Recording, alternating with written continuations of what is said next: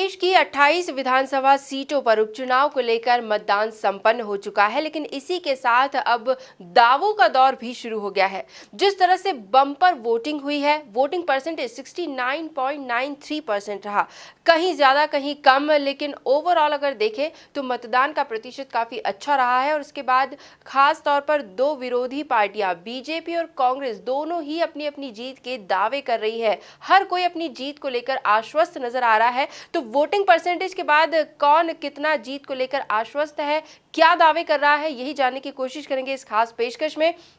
सबसे पहले बात करेंगे कांग्रेस की ओर से शैलेश गर्ग जी से। शैलेश जी, स्वागत आपका एमपी न्यूज पर। और आपसे हम ये जानना चाहेंगे कि इस तरह से जो वोटिंग परसेंटेज हाई रहा है, अच्छे से वोटिंग हुई है, इतने मतदान की उम्मीद नहीं थी क्योंकि कोरोना काल है, फिर भी अच्छी वोटिंग रही। इन सब के बाद अगर देखें तो कांग्रेस की जीत को लेकर कितने आश्वस्त हैं आप, क्या दावे कर रही है कांग्रेस?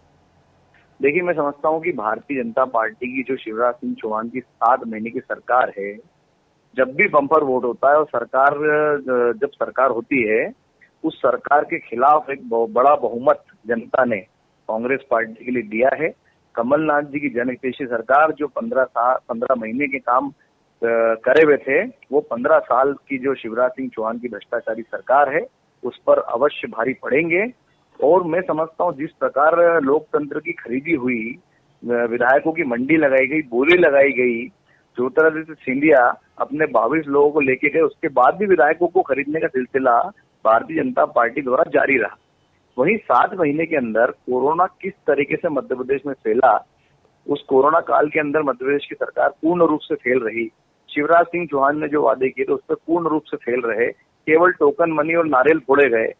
सारी योजनाएं कांग्रेस सरकार की थी जिन्हें अपना बताया गया। आप इंदौर में देख लीजिए, सारी योजनाएं बंद है। पब्लिक ने वोट जो दिया है वो गुस्से का वोट है, आक्रोश का वोट है।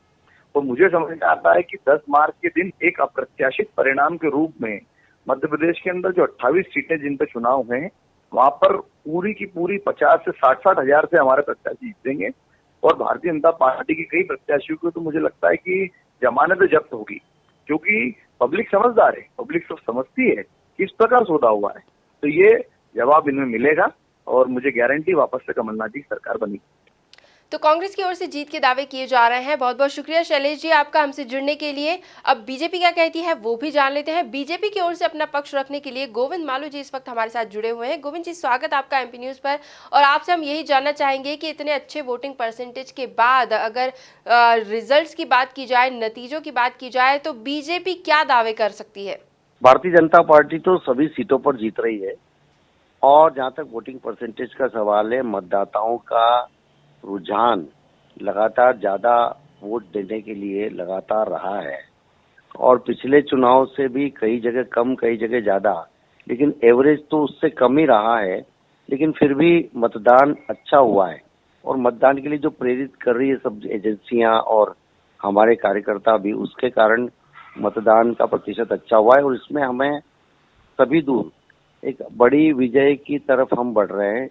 मार्जिन भी ज्यादा रहेगा, सीटें भी मिलेंगी। जी गोविंद जी, बहुत बहुत शुक्रिया हमसे जुड़ने के लिए, धन्यवाद आपका। तो बीजेपी और कांग्रेस की अपनी अपनी प्रतिक्रियाएं हैं। वोटिंग के बाद क्या कुछ स्थिति बन रही है, जीत के दावे दोनों ही तरफ से किए जा रहे हैं, लेकिन आखिरकार किसके पक्ष में वोट डाले गए हैं ये बात तो 10 नवंबर को ही साफ हो पाएगी। और किसकी बनेगी सरकार ये भी उसी दिन पता चलेगा। जो कुछ भी होंगी अपडेट्स हम आपको जरूर बताएंगे, लेकिन इस खास पेशकश में फिलहाल इतना ही। लगातार अन्य खबरों को जानने के लिए आप बने रहिए हमारे साथ, देखते रहिए एमपी न्यूज। धन्यवाद।